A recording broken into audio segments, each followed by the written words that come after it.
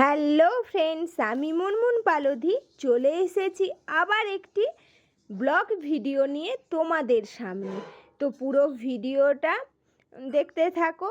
আর এইটা কিসের ভিডিও হতে চলেছে তোমরা ডাবটা দেখে আশা করি বুঝতেই পেরে গেছো।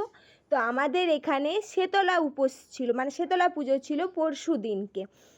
তো আমি দেখো সমস্ত ফল রেডি করে নিয়েছি স্নান টান করে।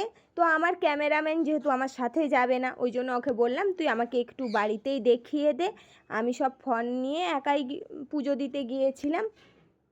তো যাই হোক, আমি একাই দেখো ক্যামেরা ধরেছি, মানে পুজোও দিচ্ছি একদিকে আর একদিকে ভিডিওও করছি। ভিডিও তো না করলে হবে না, যেহেতু আমাদেরকে লং ভিডিও দিতেই হবে। আর আমার অনেক দিন আবার লং ভিডিও দেওয়া হয়নি, তাই ভাবলাম যে এই সুযোগ তো একটু তোমাদের সাথে সবটাই শেয়ার করি আমার বন্ধুদের সাথে।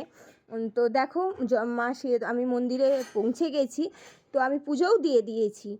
সেটা তোমাদের সাথে শেয়ার করতে পারিনি, তার কারণ ওই যে আমি বললাম আমি যেহেতু একা এবারে ক্যামেরা ধরেছিলাম, আমাকে হেল্প করার কেউ ছিল না সেইভাবে। তো ওই কারণে আমি নিজে পুজো দেওয়া বা পুজো দেওয়া বা হচ্ছে তোমার ধূপবাতি দেখানো, এগুলো তোমাদের সাথে আমি শেয়ার করতে পারলাম না। এই যে দেখো আমি নিজেকেও একটু দেখিয়ে নিলাম। আর পুজো দেওয়া হয়ে গেছে আমার। তো পুজো দিয়ে তারপরে ধূপবাতিও দেখালাম। তো তোমরাও সবাই মাকে দর্শন করো। জয় মা শেতলা, সবার মঙ্গল করো মা, সকলকে ভালো রেখো। তো হচ্ছে এটা আমাদের এখানে প্রতি বছরই পুজোটা হয়।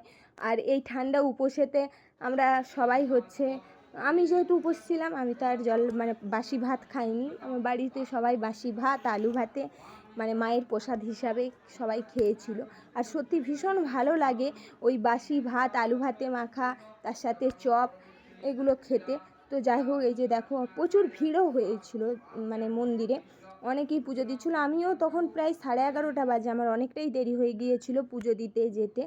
তো হচ্ছে যাই হোক, তারপরে দেখো বাবা পঞ্চানন্দর মন্দিরের ভেতরে আমি ঢুকলাম। হচ্ছে দেখো এখানে ডন্ডি কাটা হচ্ছে।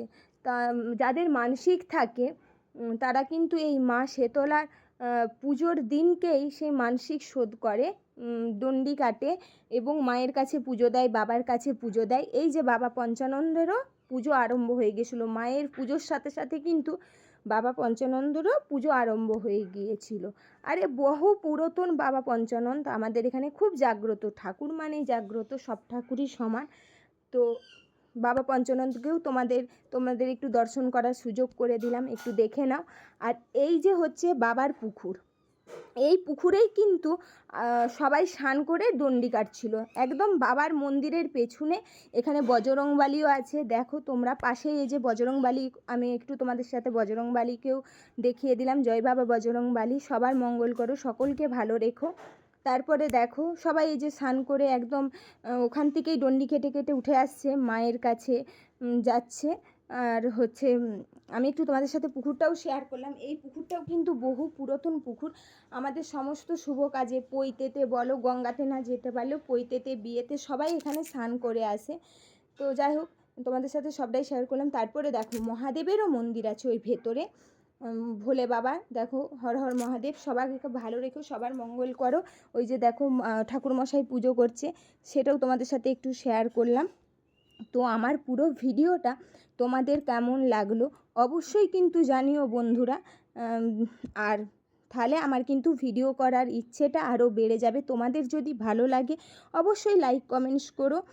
আর তো চলো, সকলে ভালো থেকো। সকলকে জানাই অনেক অনেক ভালোবাসা আমার পুরো ভিডিওটা দেখার জন্য। তো তোমাদের সাথে কিন্তু আবার আমার দেখা হচ্ছে পরের ভিডিওতে, ততক্ষণের জন্য টাটা।